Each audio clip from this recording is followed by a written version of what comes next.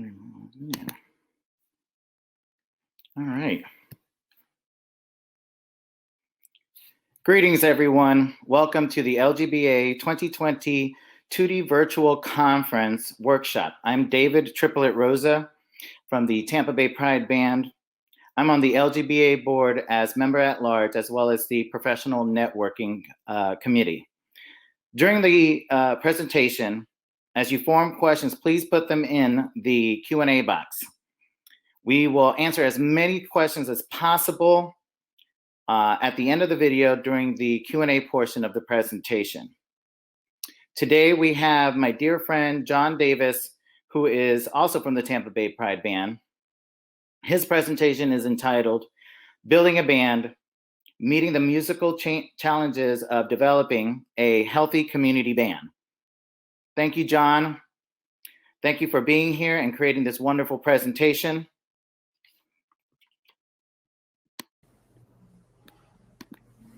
All right, everyone, welcome. I'm not going to give a big description because I put it in my video. So we're glad you're here and we'll get our video rolling.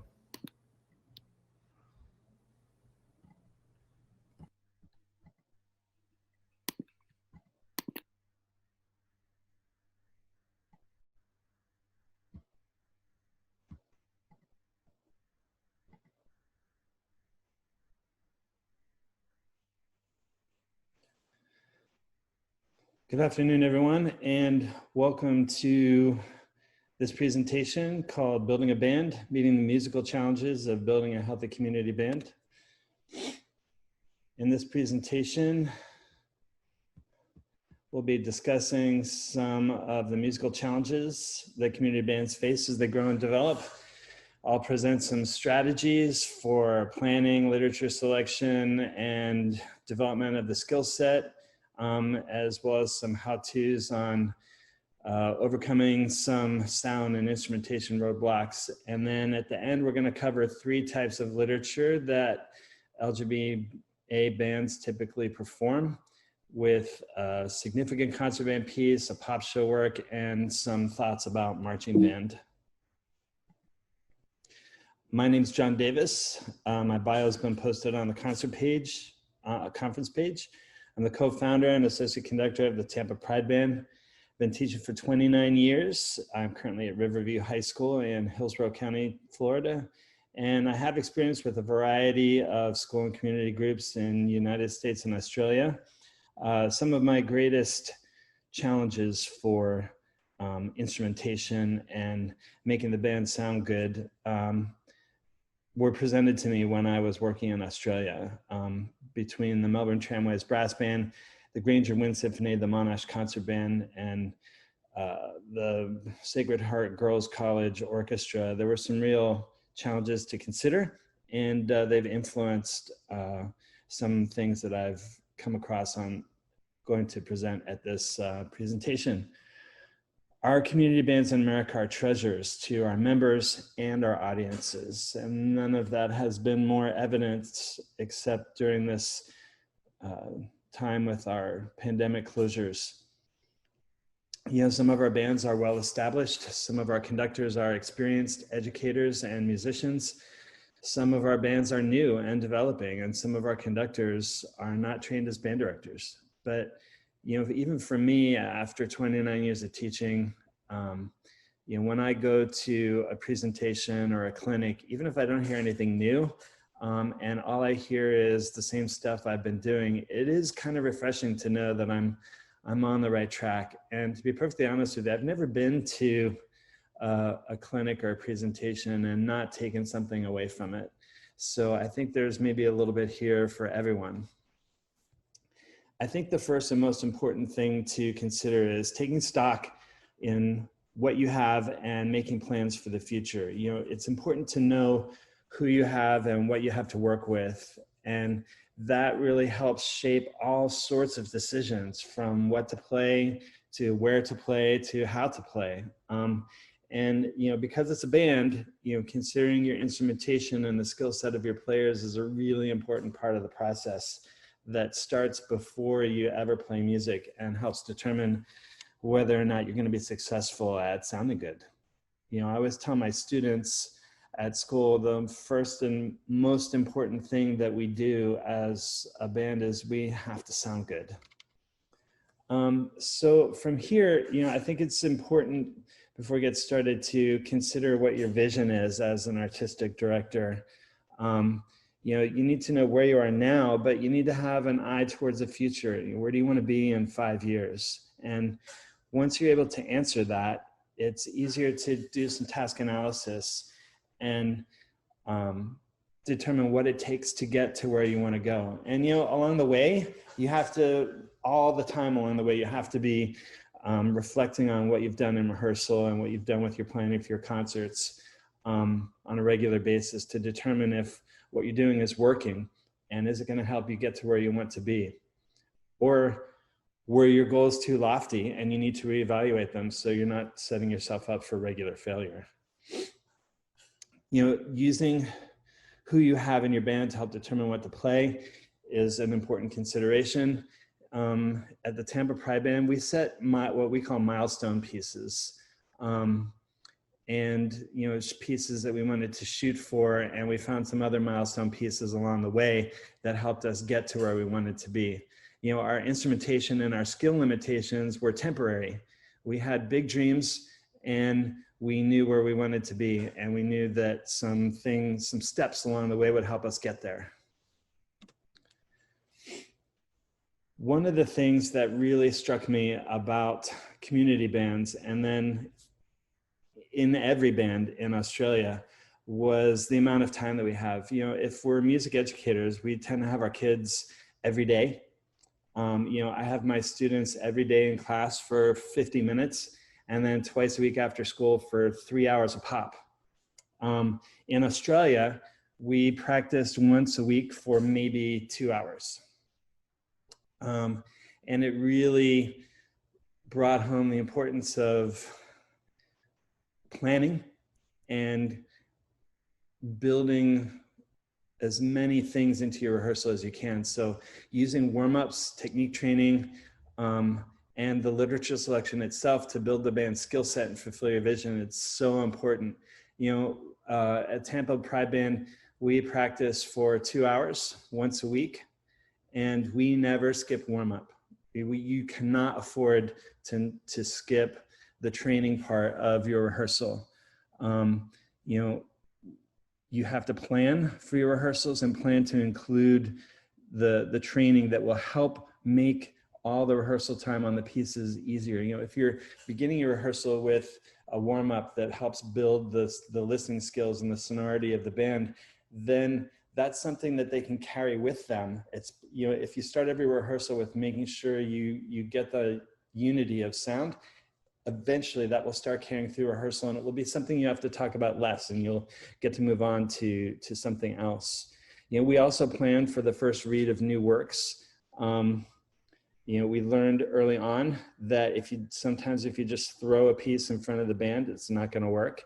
And then the band can turn on a piece that you really had high hopes for. But if you present it well, they can learn to fall in love with something that maybe would have been too hard had you not planned for it.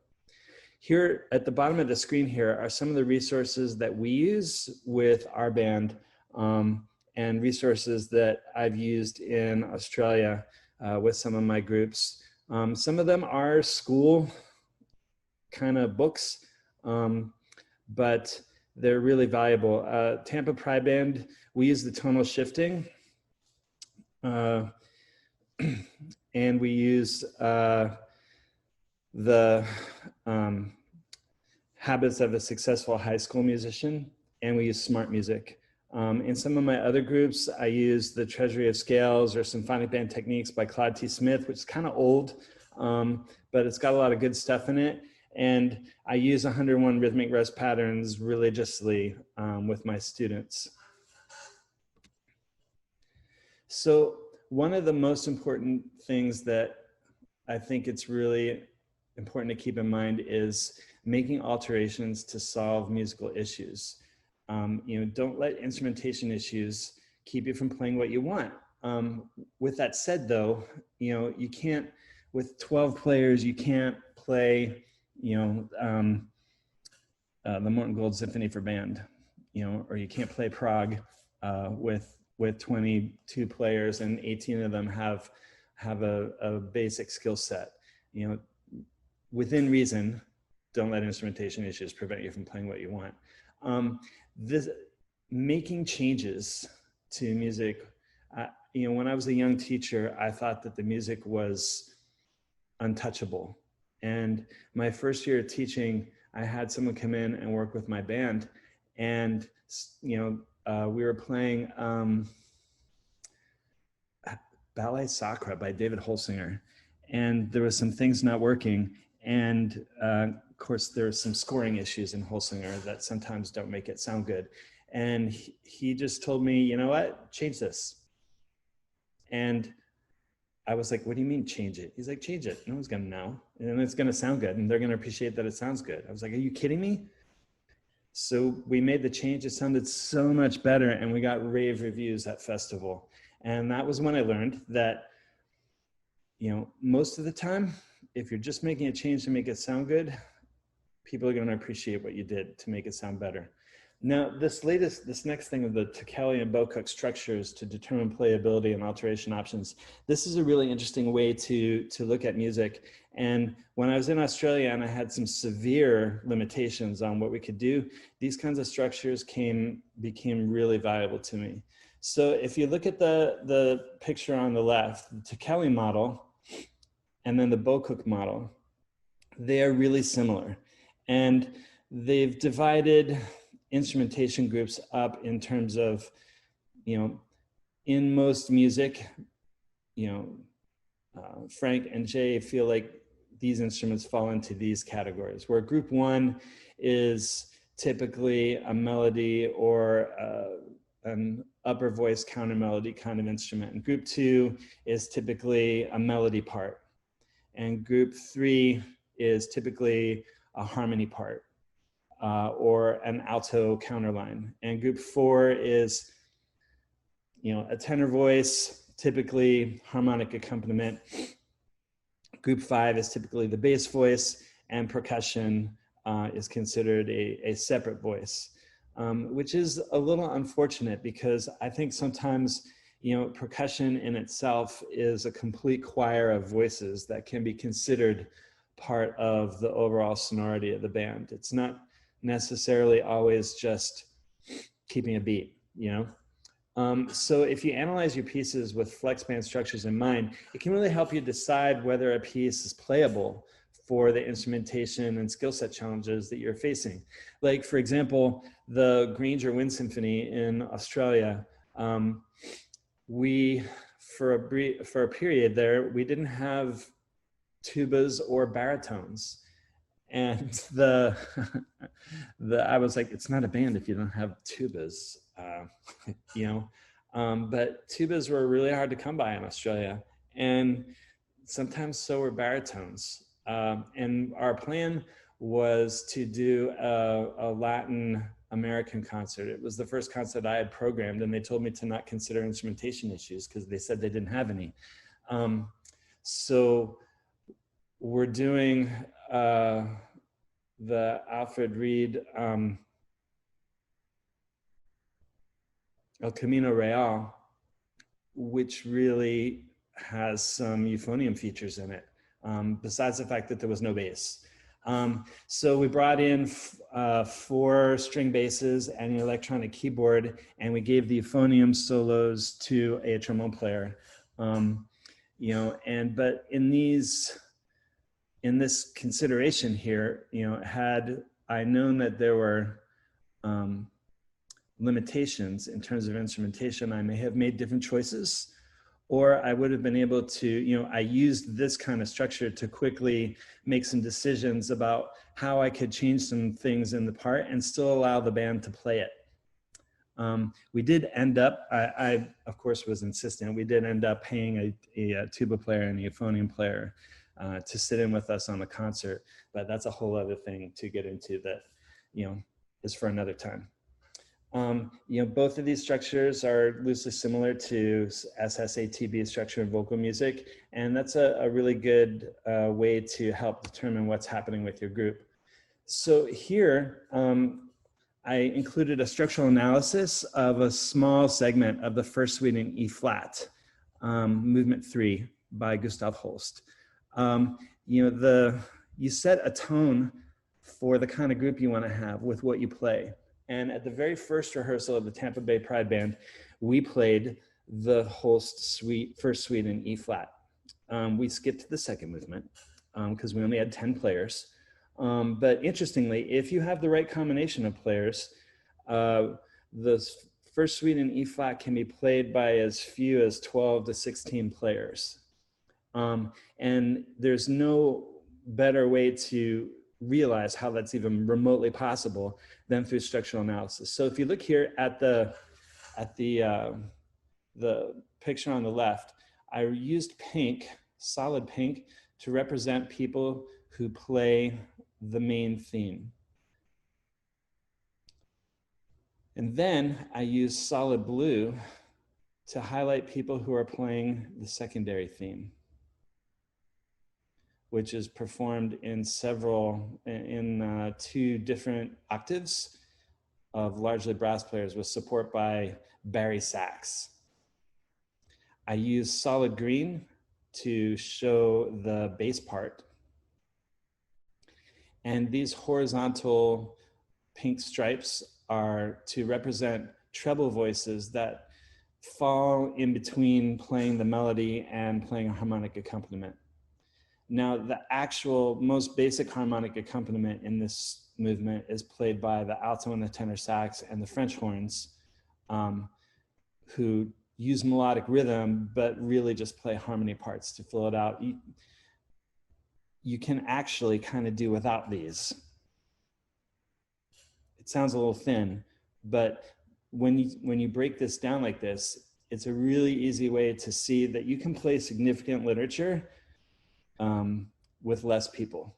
Now, the further up you get into the 20th century, it becomes harder because the type of things that we play and the type of things that our composers are writing for are directed towards really good high school bands and collegiate bands and community bands that have full instrumentation. So you can't reduce, say, the Tekeli Blue Shades this much. But there are some really great, significant pieces that do an extensive amount of doubling that can allow you to play great things and really enrich your audience and your musicians' experience through playing significant literature. Now, some of the potential problems here, especially in Australia, we wanted to do the first suite with the Blackburn High School second band, and we didn't have any tubas. And the first trumpet part was a little bit too hard.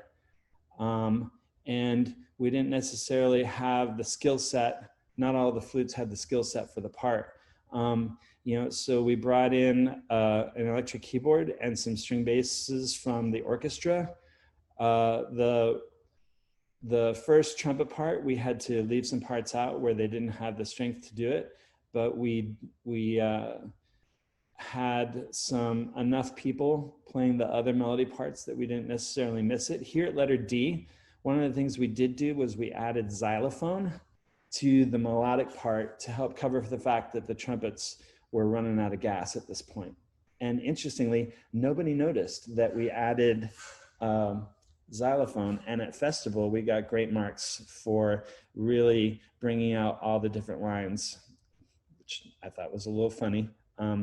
But you make do with what you've got, and what happened was a group that really maybe in America, we might not have considered it playable.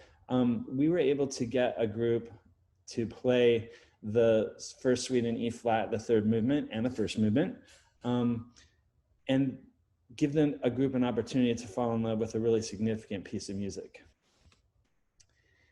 So this next thing I want to look at is we did a structural analysis of Lady Gaga in concert, arranged by Sean O'Loughlin. We did this with the Tampa Pride Band. And this is like the typical middle of the road kind of band piece. There's an extensive amount of doubling, not a lot of variety in timbre and instrumentation. And it's all just kind of same all the way through.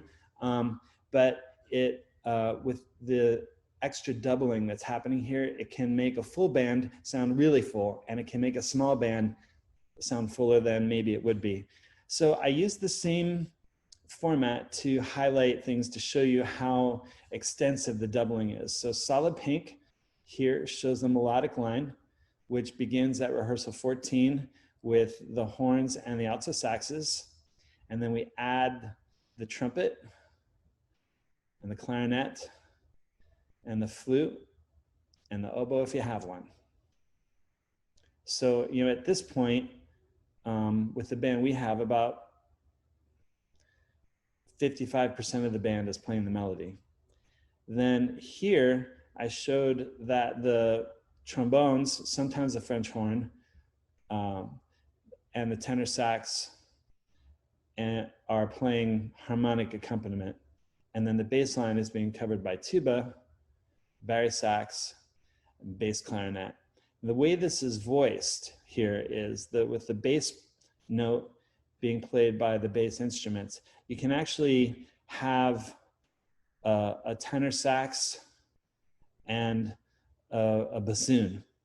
And with the bass instruments, that covers all the harmony. Or you can have trombone if you have a tenor sax and you have a trombone, maybe have the trombone play either trombone 2 or the baritone part. Let the tenor sax play their part because it doubles the trombone 1, and you know, have a bari sax player and an electric bass player or a keyboard player play the tuba part, and you've got it all covered.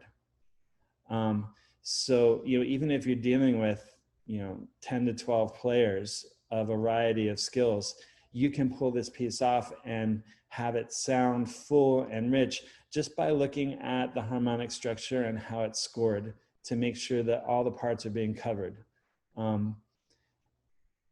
Because really what we're looking at here is we're looking at melody, a 2-part harmony, and a bass. So we're really looking at just 4 parts here and percussion. Now, another thing that we struggled with at Tampa Pride Band when we were first getting off the ground was having more than one percussionist. And we discovered that a drum set could be extremely versatile. While it could make the really serious band and musician in us cringe at the thought of playing the whole suite in E flat with a drum set instead of, you know, 3 percussionists.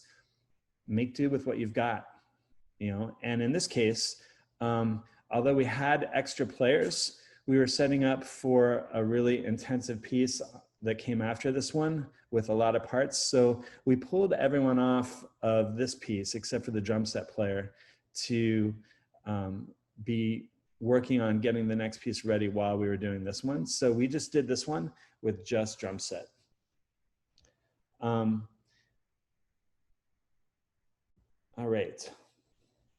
So now the next thing to consider is marching band. A lot of us do marching band events, typically pride parades, but there are some of our groups that have really extensive marching band programs and do lots of events. Like our friends in Orlando do lots of outdoor pep band and marching band events.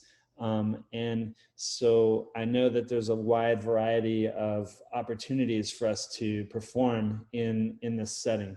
You know, again, I want to urge you to, you know, one of the most important things we do is sound good. And you have to consider voicings and instrumentation, the number of players, the quality of players, and in this case, the location and type of performance when you're making decisions about what to play and whether to revoice things or not. So this next piece that I'm showing you here is something we've been working on. We're gonna seek copyright permission for it, but I was just kind of working on it for fun. This is a setting of Last Dance by Diana Ross. And in this segment here, this is a scoring set that I did with the Tampa based Pride Band concert formation in mind. And In this case, we're looking at about 70 players, where many of them are really strong players. And we would perform this inside a concert hall that seats about 300 people. So it's not a really large hall.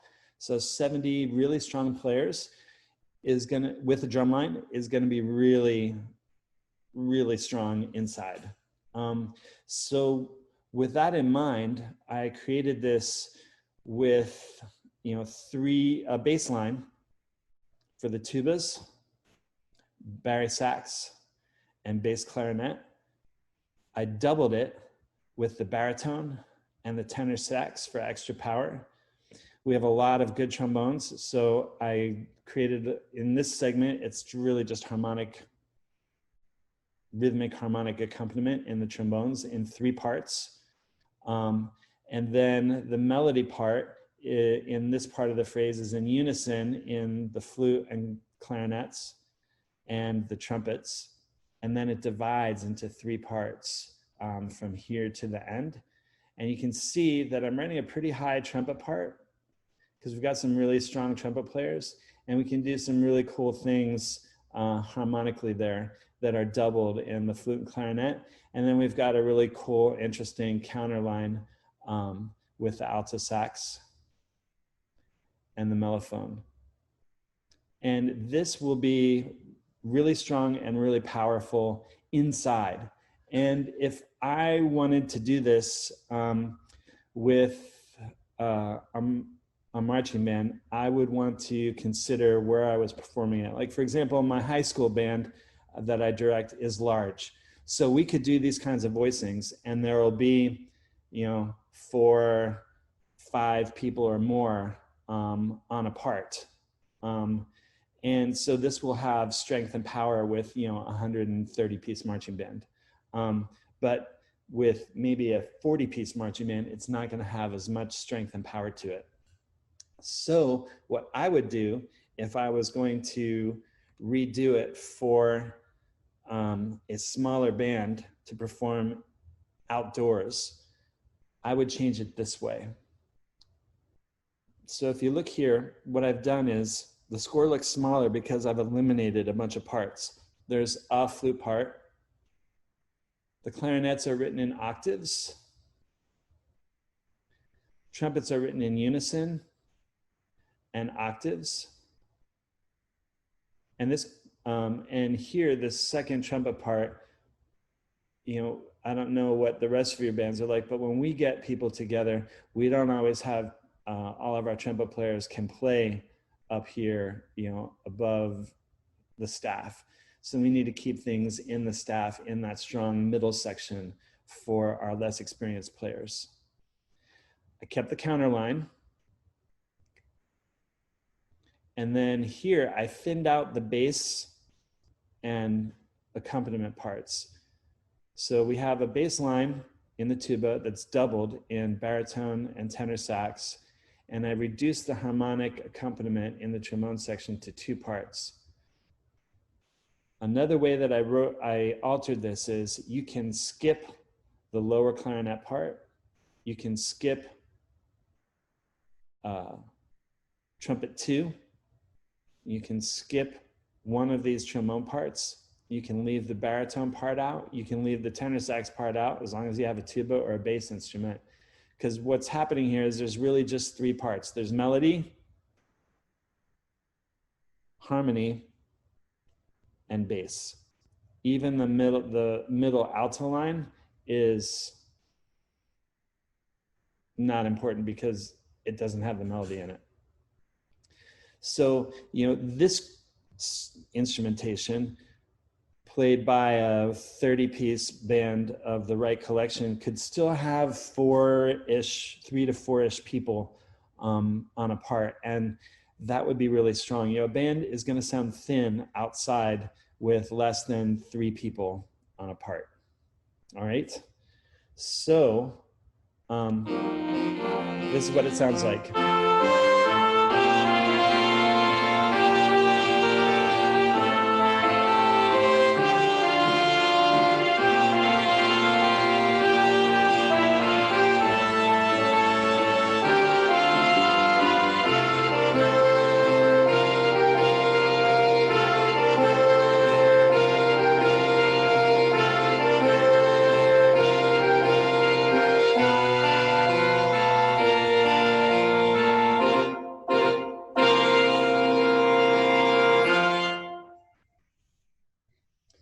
again, this is something that I just kind of threw together largely for this conference, but it's something that we've talked about with our band that we're going to pursue permission for to, one of our goals with our band is to expand our marching band with number of performances, because there are some people who are drawn to our group because of marching band, and there are some people who are drawn to our group because of concert band, and they're not necessarily always the same people. And right now, mostly what we do is concert band. So we want to, expand our offerings to try and give more people an opportunity to do the things that they want to do. With that said, we still care very much about what we sound like, and we want the quality of our performances to be strong, because, there are a few things that turn people off from wanting to be in your group more than sounding or looking bad. Sometimes just the good feelings that come from, supporting an organization that you feel strongly about doesn't always cut it with musicians. So for my closing thoughts, as I mentioned, it's important to have a vision and a plan for the musical growth of your group. Plan your rehearsals, plan what you want to play. Music is what brings us together. And so sounding good is important. Choose milestone works along the way that are going to help you grow musically. For example, we knew that we wanted to grow our group to be able to play pretty much almost anything we wanted. Early on, we made some mistakes and tried to do things too soon. Like in our second year, we tried to play Tulsa by Don Gillis. Mistake. We replaced it with Cowboy Symphony by Pierre LaPlante, and the band loved it. Riverdance, that really nice, like grade 5-ish setting of selections from Riverdance became one of our milestone pieces. But prior to that, we really prepped the group by playing Undertow. And the unusual meter and some of the challenges of Undertow prepped us for Riverdance, which 2 years before that, the band would not have been able to play Riverdance. But because we prepped them for it and planned for it, we learned our lessons from Tulsa, and the group just embraced it, and it became a really significant performance for us. And Riverdance led us to the point where we could play Until the Scars by Mackey. One thing leads to another. When we first gave the band Tulsa, they cringed at it and were completely turned off by the piece. In all the time that we've grown since then, we could probably give them Tulsa again, and they would not think twice about it. So, the way you choose and select things is really important. Variety is also important. Having a mix of significant literature with pop and show music, a mix of challenging and not so challenging pieces are part of having a healthy diet for your band. If you only play pop and show, or you only play, like the Melbourne Tramways brass band that I conducted in Australia, all they really did was pop and show tunes. And we didn't have, we had membership issues, we had quality of player issues, and I increased the variety of what we play by pulling in some more interesting and a wider variety of pieces, from brass band competition pieces to more modern, even more modern pop and show pieces, and mixed in some marches and things like that. And we really started to grow and attract better players, just because we weren't doing the same old thing all the time. It's important to consider, don't be afraid to make alterations to anything to make it more playable for your group.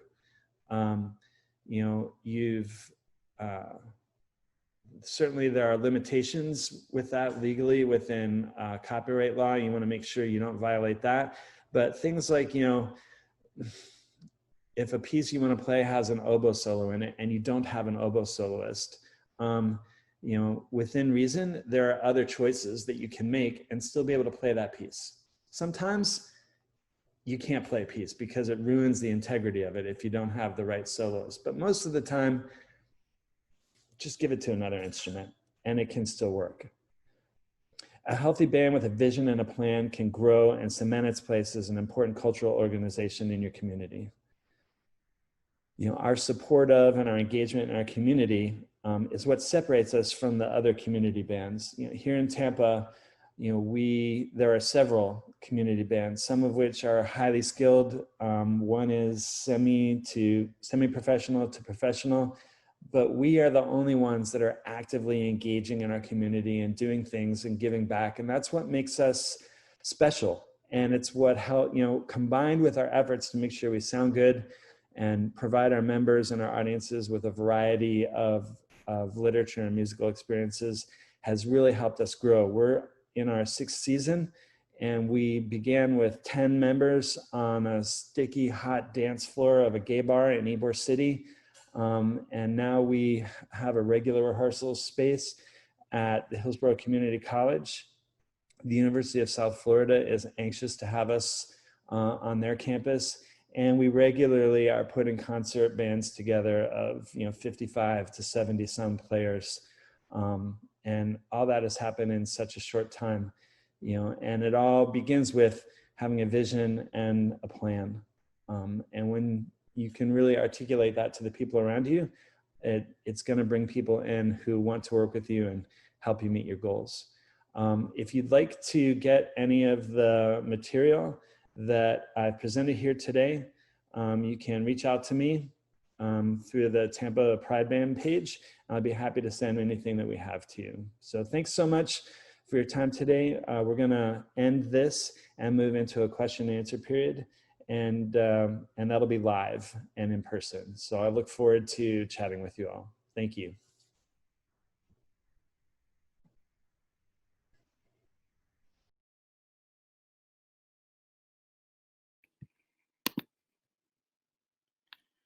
All right. John, are you unmuted there? I am unmuted now, I think. Great. I'm glad. Thank you so much for the presentation. You did a fantastic job. I hope it was well received by everyone. There are 2 questions that I think you were able to see. One from Stephen Brown and Jamie Roberson. Are you able to see that question there?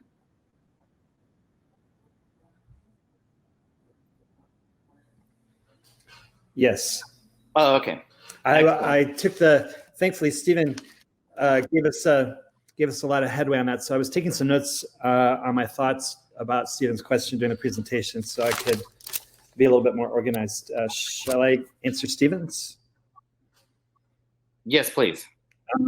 Awesome. So Stephen's question was asking to discuss the advantages and disadvantages of a separate warm-up program versus utilizing a combination of scales and your first rehearsed piece as your warm-up. Personally, I am significantly in favor of having a distinctive warm-up that is not connected to the literature that you're playing, which is going to cause some bias in my response. So please forgive me. I think one of the most important advantages of a distinctive separate warm-up that's off a sheet like our tonal shifting that we do in Tampa Pride Band, that's a separate piece, is that it tends to cover a wide variety of skills that you need to kind of do everything in rehearsal. And because it's something regular, I know sometimes some people say that that doing the same thing all the time can lead to people checking out. That's a disadvantage to it. But to me, and I've had a lot of success with this, when the group has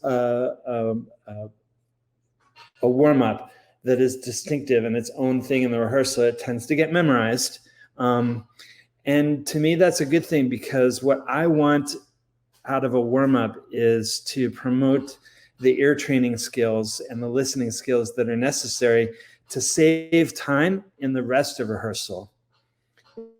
If we can open a rehearsal by really setting the standard for our tone quality and our pitch and our listening across the group, and matching note length and articulation styles and all the things that get in a warm-up, then you really, eventually, you really save time later. As a disadvantage to that can be, especially people with challenged attention spans, that can be, an opportunity for them to check out. The advantage of, just throwing out a scale or two, and then moving into your first rehearsed piece as part of your warm-up is that it can save time, because it gets you to rehearse the pieces that you're rehearsing much faster. And when we're a community group and we only have 2 or 3 hours a week max, that can seem like a really important thing to do. Like, oh my gosh, we've got so much to do. There was thunderstorms or a tropical storm last week and we missed rehearsal, and we have a concert in 2 weeks. We got to get to our music. And I propose that you cannot afford not to invest in a warm-up, because I see it all the time with groups that you can get the same thing out of a good warm-up with scales if you're really talking to your group about listening and tone quality and such. But if all that is the tone quality and the listening and some of the blend, depending on how you do your scales, and it's missing articulation, which is a really important part of a warm-up training process. And what else did I take here in my notes? I wanted to mention that a lot of times a pre-planned warm-up program can really carefully select out, covering all of the skill sets that you need your group to have to move in the direction that you want them to. I once had I can't remember his name, and he's famous. He was the band director at Centerville High School in Ohio for a long time, and he wrote a book. And in his book, he talked about the warm-up and how a lot of times you feel like you can't afford the time to devote to an extensive warm-up. Was that Green? Was the last name Green? Was Mark Green? That sounds like it. But anyway, his proposal was that you can't afford not to. And once I really bought into that, I really firmly believe in the value of the warm-up program. I even instituted it with my old brass band guys in Australia. The average age of my brass band was like 70, I think. And just getting them to not be drunk in rehearsal was often a success. I once broke up a fight between 2 old men in a rehearsal. But, like having an established warm-up gave them something to grab onto at the beginning of a rehearsal, and it really helped develop their skills and set the tone for John, that rehearsal. may be a good segue, possibly visiting our old college years. Speaking of, for marching band, we have 4 minutes left, and I think it'd be a good idea to respond to Jamie. Excellent. So Jamie's question is: big college bands in Florida have their own distinct marching styles. How do we get folks out of college to march the same as the rest of the Tampa Bay Pride Band? That's a really great question. And I think maybe in a year or two, we might be able to have a more experienced answer to give you. The reality is we have never had more than one marching band performance a year. And I think one year we did both prides in our area. So I think once or twice we might have done 2. So when we don't do it that often, we just kind of get together and make sure we sound okay and we can start and stop together. And we don't really talk much about what we look like in terms of marching style. And the music we tend to play tends to be lean more towards one style of marching band than another. So like a lot of times we get kids from the University of South Florida who will join us for our Pride parades, and our music is in the style basically of their band. And so as well we as don't. Florida State at the St. Yeah, oh yeah, that's right. We had a bunch of Florida State kids too last time. Yeah, so it doesn't. I think we would have more of a challenge blending our people together if we tried to do more things in the style of Florida A&M, another really great style of band that we have in Florida. And we haven't tried much that.